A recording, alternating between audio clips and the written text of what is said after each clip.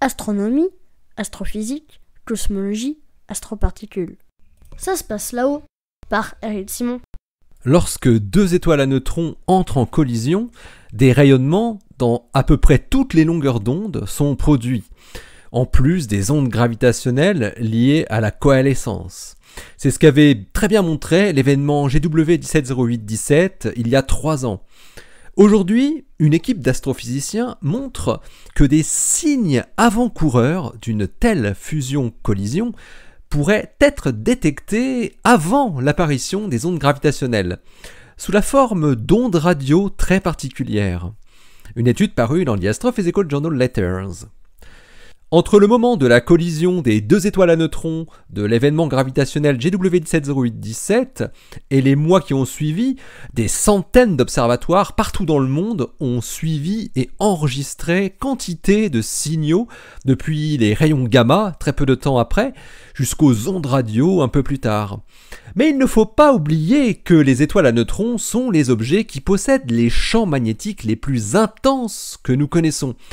Et lorsque deux étoiles à neutrons ayant leur propre champ magnétique orienté d'une certaine manière commencent à se rapprocher, l'interférence des deux systèmes magnétiques peut faire des étincelles, entre guillemets.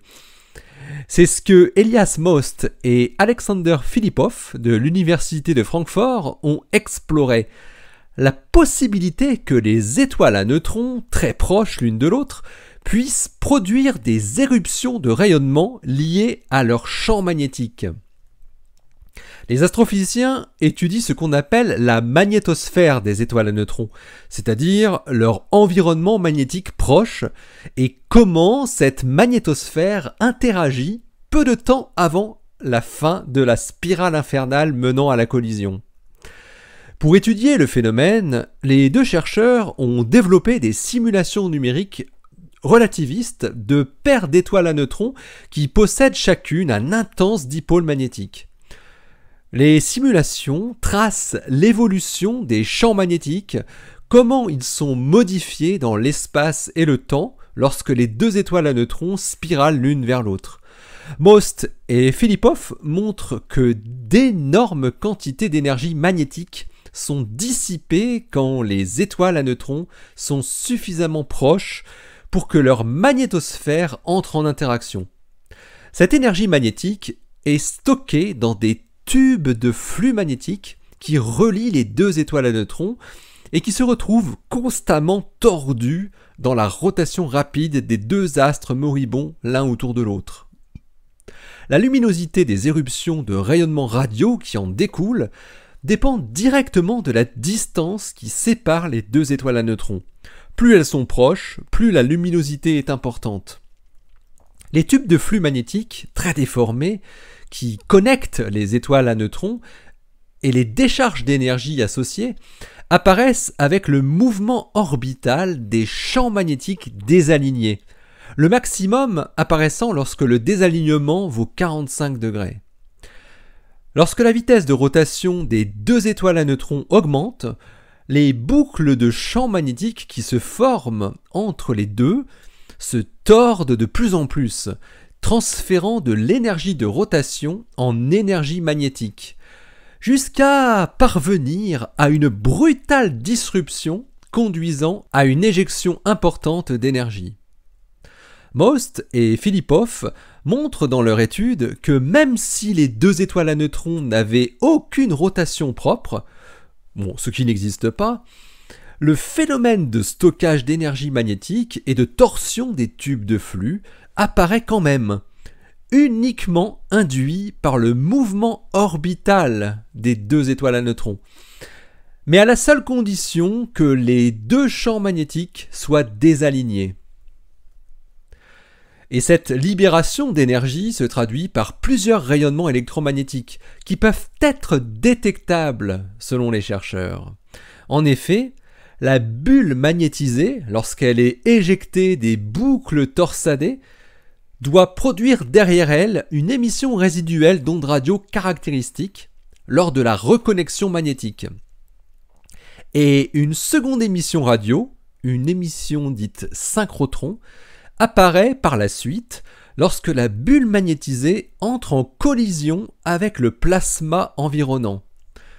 Les astrophysiciens ont montré qu'une telle collision de plasmoïdes dans l'environnement d'un pulsar, pour produire une émission radio cohérente, nécessite un champ magnétique de 10 puissance 6 à 10 puissance 8 Gauss.